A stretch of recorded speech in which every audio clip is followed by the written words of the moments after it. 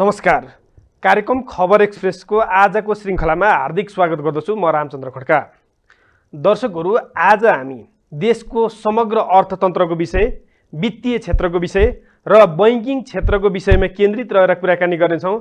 कुराकानीका लागि हुनुहुन्छ राष्ट्रिय वाणिज्य बैङ्कका मुख्य प्रबन्धक, उहाँ लेखक पनि हुनुहुन्छ। उहाँलाई कार्यक्रममा स्वागत गरौँ। स्वागत छ सर यहाँलाई। नमस्कार, धन्यवाद।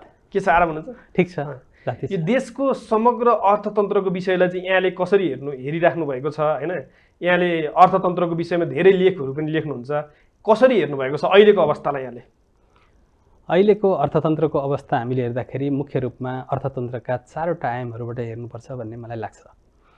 पहिलो वास्तविक क्षेत्र भन्छौँ, जुन उत्पादनमूलक क्षेत्रमा हाम्रो अहिले लगानी बढ्न सकिरहेको छैन। उत्पादनमूलक क्षेत्रमा हाम्रो छिमेकी राष्ट्रहरूमा हुने जुन उत्पादन लागत छ त्योभन्दा हाम्रोमा महँगो भएर अथवा विभिन्न कारणहरूले गर्दाखेरि उत्पादन क्षेत्र हाम्रो जुन रूपमा अगाडि बढ्नुपर्ने हो त्यो रूपमा बढिरहेको छैन। तथापि पछिल्लो समयमा केही सङ्केतहरू, शुभ सङ्केतहरू देखिएका छन्। अर्को क्षेत्र सरकारी क्षेत्र अथवा पब्लिक फाइनेन्स भन्छौँ। यो सरकारको क्षेत्रमा हेर्दाखेरि राजस्व परिचालन र सरकारको खर्च गर्ने क्षमता, पुँजीगत खर्च गर्ने क्षमताको एङ्गलबाट हेर्दाखेरि अहिले पछिल्लो समयमा सरकारको पुँजीगत खर्च गर्ने क्षमता बढ्दै गइरहेको छ र यसमा अलिकति होप क्रिएट भएको छ। तेस्रो क्षेत्र ब्याङ्किङ क्षेत्र। ब्याङ्किङ क्षेत्रमा मुख्य रूपमा हामीले हेर्दा ब्याज दरको अवस्था र तरलताको अवस्थालाई हामीले हेर्नुपर्ने हुन्छ। अहिले हेर्नु भने ब्याज दर समग्रमा पहिलेको भन्दा धेरै कम, अघिल्लो वर्षको तुलनामा हेर्ने भने त निकै तल आइसकेको छ र अहिले ब्याज दर लगानीको लागि अत्यन्त अनुकूल अवस्था छ र ब्याज दर चाहिँ कम भइरहेको छ। अर्को छ हाम्रो वैदेशिक व्यापारको क्षेत्र अथवा बाह्य क्षेत्र भन्छौँ हामी। बाह्य क्षेत्रमा हामीसँग पर्याप्त तरलताको अवस्था छ। विदेशी मुद्राको सञ्चितको अवस्था सहज छ। अहिले हामीले हेऱ्यौँ भने करिब 14 महिनालाई पुग्ने वस्तु तथा सेवाको आयात धान्न सक्ने हिसाबले हामीसँग विदेशी मुद्राको पर्याप्त सञ्चित रहेको अवस्था छ। यसरी हेर्दाखेरि हाम्रो अहिलेको अर्थतन्त्रको अवस्थामा केही सकारात्मक अवस्थाहरू छन् भने केही अझै पनि हामीले अगाडि बढ्नको लागि अलि अनुकूल होइन कि भन्ने जस्तो अवस्था पनि देखिन्छ। हजुर, यो अर्थतन्त्र सुधारको लागि चाहिँ सरकारले कसरी काम गर्नुपर्छ? मुख्य रूपमा अर्थतन्त्र सुधारको लागि सरकारले गर्ने भनेको आम मानिसमा होप क्रिएट गर्ने हो, विश्वासको आर्जन गर्ने हो, विश्वास सिर्जना गर्ने हो। यसको लागि अहिले पछिल्लो समयमा सरकारी प्रयासहरू र राजनीतिक प्रयासहरूले अलि विश्वास आर्जन गरेको, थप विश्वास आर्जन गरेको अवस्था छ। पछिल्लो समयमा सरकारले राजस्व सङ्कलन, सार्वजनिक खर्चको व्यवस्थापन अथवा पुँजीगत खर्चको अवस्था र यो अहिले पछिल्लो समयमा आएका समस्याहरू भनेको नेचुरल क्लाइमेटिजहरू, प्राकृतिक प्रकोपहरू पछि पनि सरकारले दिएको तदारुकताका कुराहरूले, जुन निर्माण पुनर्स्थापनाका कुराहरूमा गरेको तदारुकताले पनि एउटा होप क्रिएट गरेको छ, विश्वास आर्जन गरेको छ। त्यसले गर्दाखेरि सरकारको प्रयास चाहिँ सार्थक भइरहेको जस्तो मैले अनुभूत गरेको छु। यो अर्थतन्त्रमा यो समस्या चाहिँ कसरी आयो?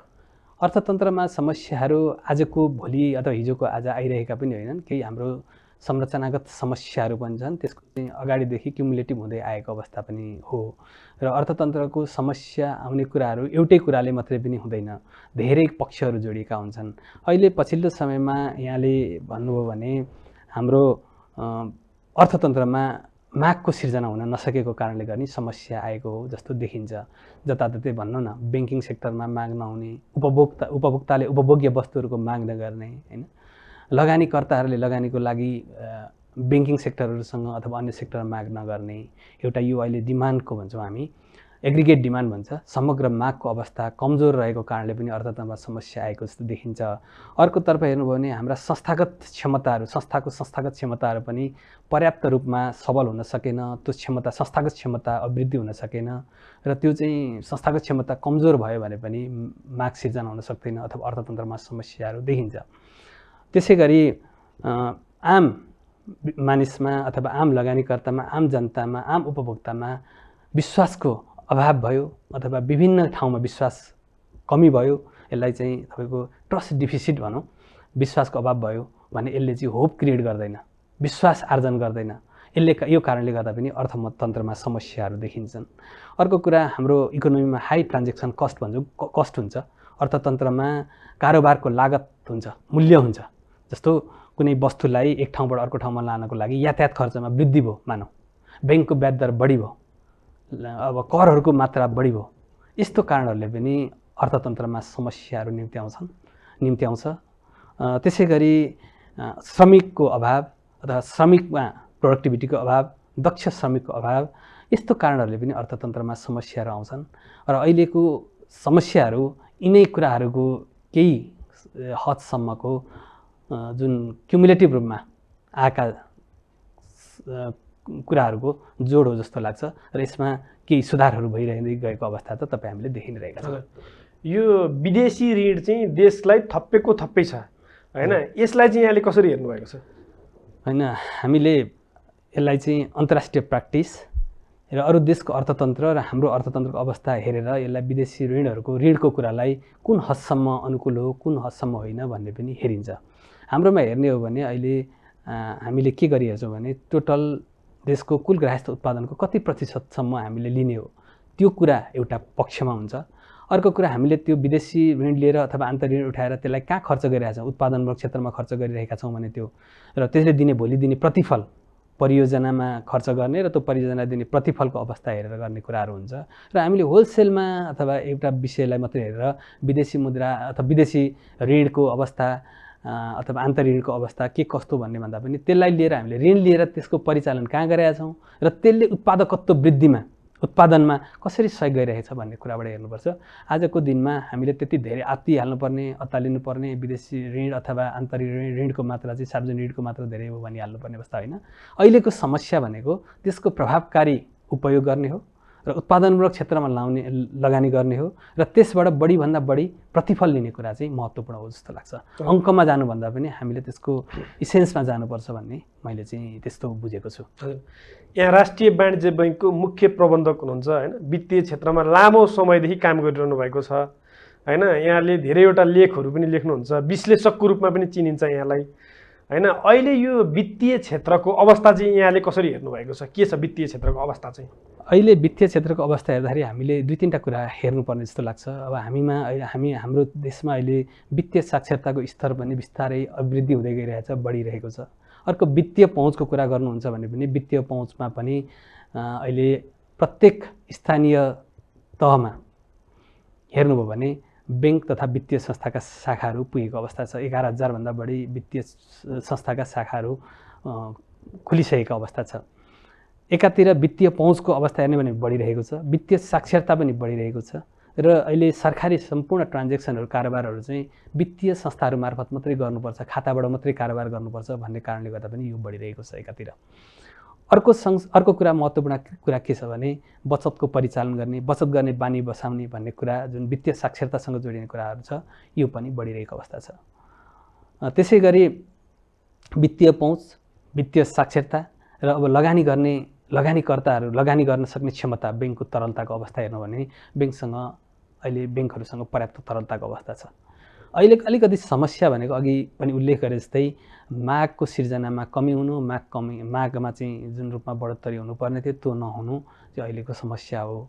र अहिलेको आन्तरिक रूपमा हेर्नु भने आन्तरिक अर्थतन्त्रको विकासको लागि हुनुपर्ने जुन ब्याज दर छ, ब्याज दरमा पनि अहिले एकदम न्यून बिन्दुमा आइसकेको जस्तो अवस्था छ। आज हेर्नु भने ब्याङ्कहरूको आधार दर नै करिब 7.5% हाराहारीमा आएको छ ब्याङ्कहरूको आधार दर। त्यसरी हेर्दाखेरि इन्ट्रेस्ट रेट जुन महत्त्वपूर्ण चर हो अर्थतन्त्रको होइन त्यो अथवा वित्तीय क्षेत्रको, यो चाहिँ एकदम अनुकूल छ भन्ने मलाई लाग्छ। यो अवस्थामा हामी छौँ। हजुर, यहाँले वित्तीय पहुँच पुग्यो भनिरहँदाखेरि वित्तीय अनुशासनको चाहिँ अलिकति पर्याप्त मात्रामा जति हुनुपर्ने हो त्यति नभएको हो कि अलिकति अनुशासित त्यति देखिँदैन? अलिकति वित्तीय जनताहरू चाहिँ अलिकति वित्तीय क्षेत्रमा अलि अनुशासित रहनको लागि चाहिँ कुन निकायले कसरी काम गर्नुपर्छ, बैङ्किङ क्षेत्रले कसरी काम गरेको छ? यहाँको एकदम महत्त्वपूर्ण कुरा छ। अर्थतन्त्रको सबै देशमा अर्थतन्त्रको समस्या अघि मैले उल्लेख गरे जस्तै एउटा महत्त्वपूर्ण कुरा चाहिँ वित्तीय अनुशासन भन्ने कुरो चाहिँ सरकारमा पनि लागु हुन्छ, व्यक्तिमा पनि लागु हुन्छ, सरकारका संस्थाहरूमा पनि लागु हुन्छ, हामी आम कर्मचारीहरूमा पनि लागु हुन्छ। भनेको वित्तीय अनुशासन एकदम अपरिहार्य विषय हो। त्यही भएर तपाईँले हेर्नुभयो भने ब्याङ्क तथा वित्तीय संस्थाहरूलाई चाहिँ नियमनकारी संस्थाहरूको नियमन एकदम कठोर हुन्छ, कडा हुन्छ। अहिले नेपाल राष्ट्र ब्याङ्कमा हेर्नु भने सम्भवतः नेपालको सबैभन्दा बढी सक्षम नियमनकारी निकायको रूपमा नेपाल राष्ट्र ब्याङ्क हो भन्ने गरिन्छ र त्यसमा केही हामीले हेर्दाखेरि सत्यता पनि देखिन्छ। नेपाल सरकारको कुरा गर्नुहुन्छ भने सरकारले अहिले विभिन्न इन्स्टिट्युसनहरू खडा गरेको छ। सरकार आफै पनि यो अनुशासन, वित्तीय अनुशासन कायम राख्नको लागि एकदम प्रयत्न गरिरहेको छ। धेरै घटनाक्रमहरूले हामी देख्छौँ सरकारको पनि प्रयत्न छ। र अहिले पछिल्लो समयमा नेपाल राष्ट्र ब्याङ्कको भूमिका, ब्याङ्क तथा वित्तीय संस्थाहरूलाई उसले जारी गरेका सर्कुलरहरू भनौँ, परिपत्रहरू, निर्देशनहरू, निर्देशिकाहरूको आधारमा हेर्दाखेरि त्यो छ। त्यही अनुसारको कानुनहरू पनि निर्माण भएका छन्। सरकारका विभिन्न ठाउँमा गरेका प्रतिबद्धताहरू पनि त्यसको चाहिँ उदाहरणहरू बन्न सक्छन्। सरकारले त्यसो पनि गरिरहेको अवस्था छ। यसरी हेर्दाखेरि वित्तीय अनुशासन कायम गर्नुपर्ने दायित्व भनेको सरकारको, नेपाल राष्ट्र ब्याङ्कको, हामी ब्याङ्क तथा वित्तीय संस्थाहरूको, त्यहाँका कर्मचारीहरूको, ग्राहकहरूको र आम जनताको हो, आम व्यवसायिकहरू भनेको यसको सरकारवालाहरू सबैको एक पक्षले मात्रै वित्तीय अनुशासन कायम गरेर हुँदैन। यो चाहिँ समग्र अप्रोच हो भन्ने मलाई लाग्छ। र अहिले पछिल्लो समय हेर्नु भने वित्तीय अनुशासनमा त्यो हामीले बढिरहेको देख्छौँ। अनुशासनको मात्रा बढिरहेको देख्छौँ। हामीले यसमा आत्तिनुपर्ने अवस्था अथवा कमजोर अवस्था होइन। नेपाल राष्ट्र ब्याङ्कले यसमा अत्यन्त धेरै सजगताका साथ काम गरेका छ। नेपाल सरकारले पनि गरेका छ र त्यसको मर्मअनुसार नै ब्याङ्क तथा वित्तीय संस्थाहरूले पनि गरेका छन्। यदा कदा कसैले एउटा व्यक्तिगत रूपमा कसैले गरेको घटनालाई हामीले चाहिँ प्रणालीगत घटना भन्दा पनि त्यसलाई त्यसरी नै छुट्याएर बुझ्यौँ भनेदेखि सहज हुन्छ जस्तो लाग्छ र त्यो चाहिँ सही बुझाइ हुन्छ जस्तो लाग्छ। हजुर, हामीले यो वित्तीय क्षेत्रको कुरा गरिरहँदाखेरि जस्तो कस्तो छ भने अहिले तपाईँको यही कार्यक्रम नै युट्युबमा राखेपछि तल चाहिँ के कमेन्ट आउँछ भनेदेखि यो बैङ्किङ क्षेत्रबाट लोन पाउनको लागि चाहिँ पहुँचवालाले मात्रै पाउँछ होइन, साधारण जनताले पाउँदैन भन्ने गुनासो एकदम व्यापक छ होइन। यहाँ चाहिँ प्रदेश प्रमुखदेखि विभिन्न क्षेत्रमा रहेर जिम्मेवारी सम्हालिसक्नु भएको छ। यो चाहिँ खास के हो? यो गुनासो आउनुको पछाडि के छ? यसमा दुई तिनवटा कुरा छ जस्तो लाग्छ। एक त हाम्रो सकारात्मक भन्दा पनि अलिकति नेगेटिभ कुराहरूले बढी माहौल तातिहाल्ने हुन्छ नि। धेरै छिटो सर्कुलेट भइहाल्ने नकारात्मकतातिर हामी धेरै, हाम्रो समाज चाहिँ नकारात्मकतिर बढी धेरै छिटो त्यो चाहिँ कम्युनिकेट हुने, ती कुराहरू चाहिँ फैलाने गर्छ। एउटा त्यो पक्ष त्यो छ। अर्को हामीसँग वित्तीय साक्षरताको चाहिँ जुन रूपमा बढ्नुपर्ने थियो अथवा जुन रूपमा वित्तीय साक्षरता छ त्यसलाई पनि त्यो पनि एउटा चाहिँ कारक हो जस्तो छ। अर्को कुरा हेर्नुभयो भने अहिले ब्याङ्क तथा वित्तीय क्षेत्रमा अथवा वित्तीय क्षेत्रमा यो लेभलको तरलता छ। ब्याङ्कहरूले निक्षेपकर्तालाई निक्षेपको ब्याज दिनै पर्छ। अब ब्याङ्कमा आइडल पैसा रह्यो भनेदेखि त्यसले त फेरि कस्ट सिर्जना गर्छ। ब्याङ्कहरूको लागि त लागत हो। यसको लागि पनि ब्याङ्कहरूले लगानी गर्न खोजिरहेका छन्। सिडी रेसियोको अवस्था हेर्नु भने ब्याङ्कसँग यस्तो अवस्था छ कि राष्ट्रिय वाणिज्य ब्याङ्क जस्तो सरकारी ब्याङ्कमा चाहिँ हामीसँग सिडी रेसियोको मात्र अझै पनि ठुलो ठाउँ छ कि ठुलो स्पेस छ हामीले लगानी गर्न सक्ने। अहिले ग्राहकहरू खोजेर सबै ब्याङ्कहरू हिँडिरहेको अवस्था छ भने चाहिँ उपयुक्त ग्राहक, उपयुक्त परियोजना प्रस्ताव लिएर ब्याङ्कमा आयो भने ब्याङ्कले लगानी नगर्ने भन्ने नै हुँदैन। यो चाहिँ कस्तो हुन्छ भने टेस्ट नगरिकन ब्याङ्कमा गएर आफ्नो परियोजना प्रस्ताव लगेर उपयुक्त परियोजना प्रस्ताव लाँदा ब्याङ्कले लगानी गर्दिन भनेको हो कि लोन नदिएको हो कि बाहिर बसेर फलानाले त भनेको, ढिस्कोले त भनेको, ब्याङ्कले चाहिँ पहुँच नभइकन लगानी गर्दैन रे भन्ने हल्लाको पछाडि लागेका हौँ। यो दुईटामा चाहिँ हामीले आफूले पहिले टेस्ट गरौँ होइन, ब्याङ्कहरूलाई टेस्ट गरौँ, हेरौँ, त्यसपछि के हो भन्ने कुरा भन्यो भने चाहिँ यो सही हुन्छ जस्तो लाग्छ।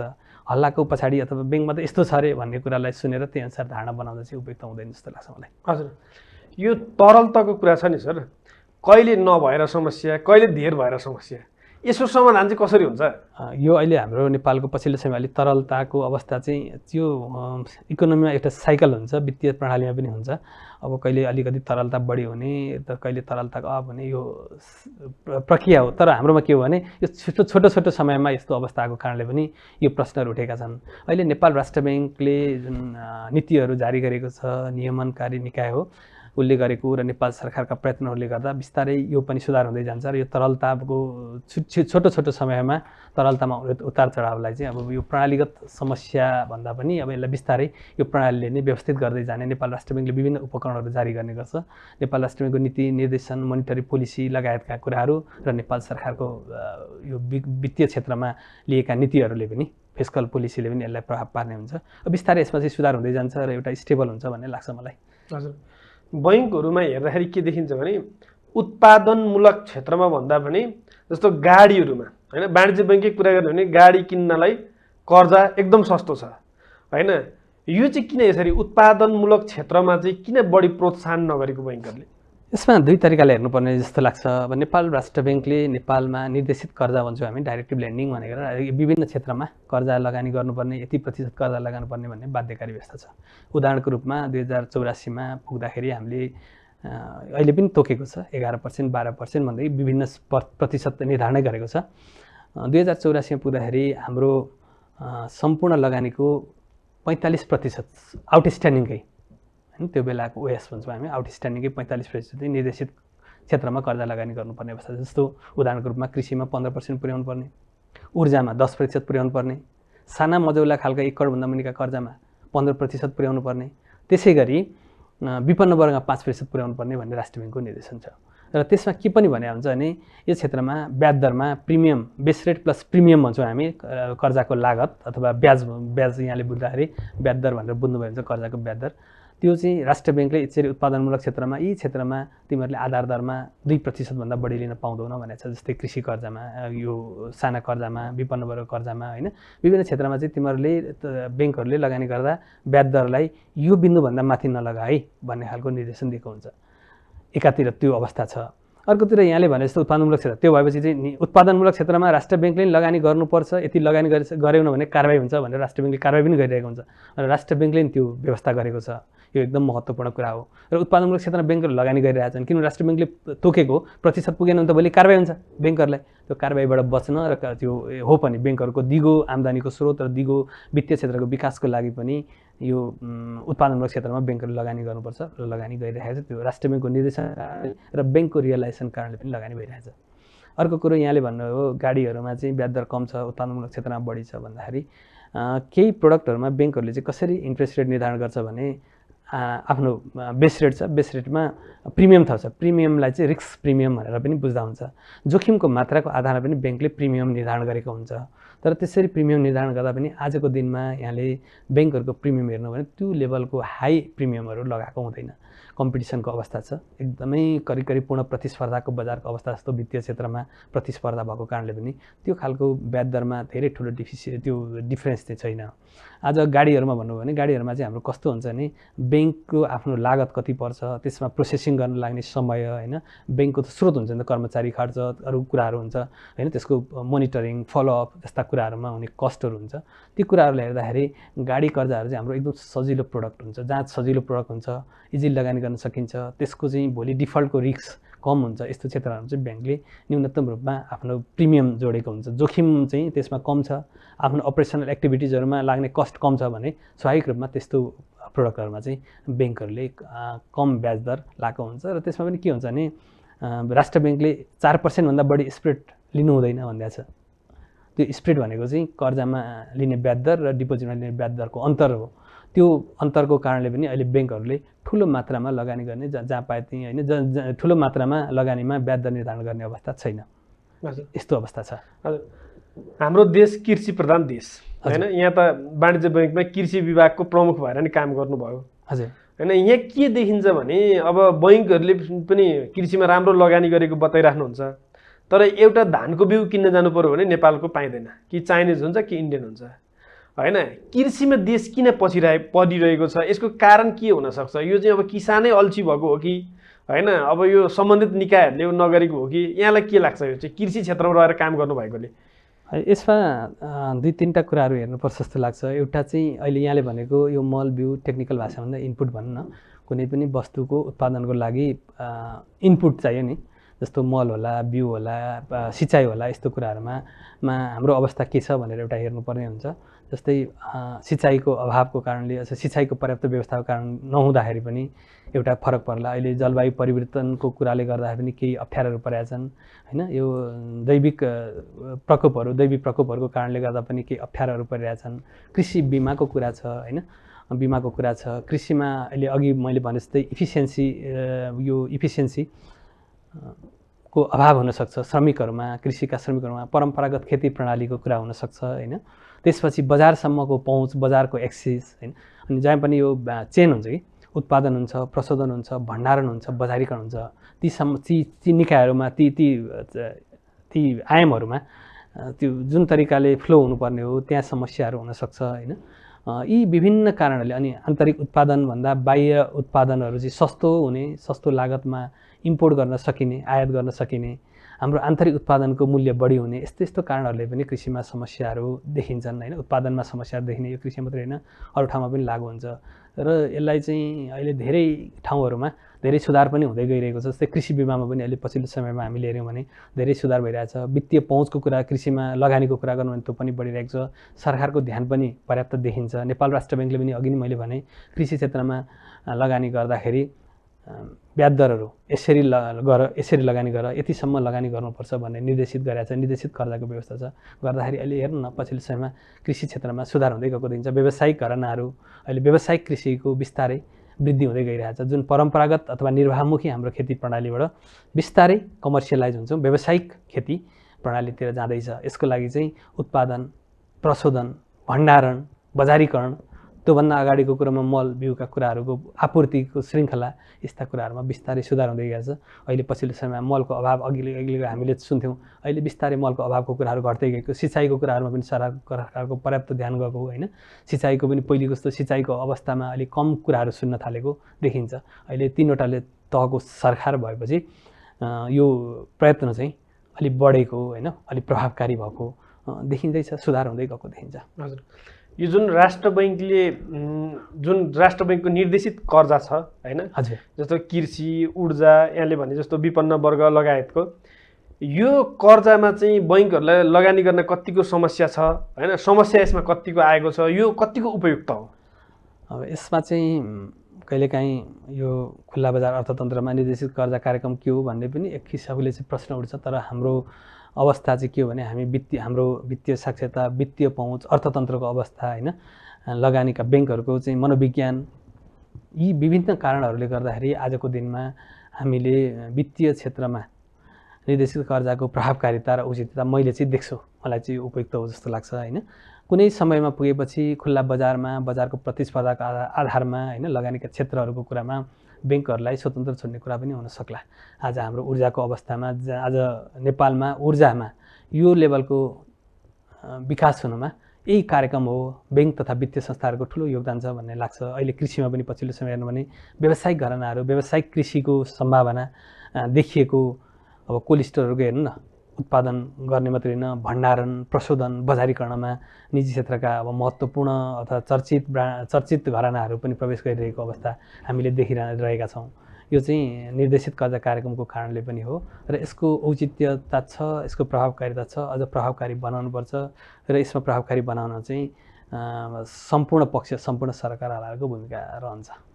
हस्, कार्यक्रममा आइदिनुभयो, यहाँलाई धेरै धेरै धन्यवाद दिन चाहन्छु। नमस्कार, धेरै धेरै धन्यवाद। दर्शकहरू, आज हामीले कुराकानी गऱ्यौँ राष्ट्रिय वाणिज्य बैङ्कका मुख्य प्रबन्धक ऋषभ भट्टराईसँग। कार्यक्रमको निर्धारित समय सकियो, बिदा दिनुहोस्, नमस्कार।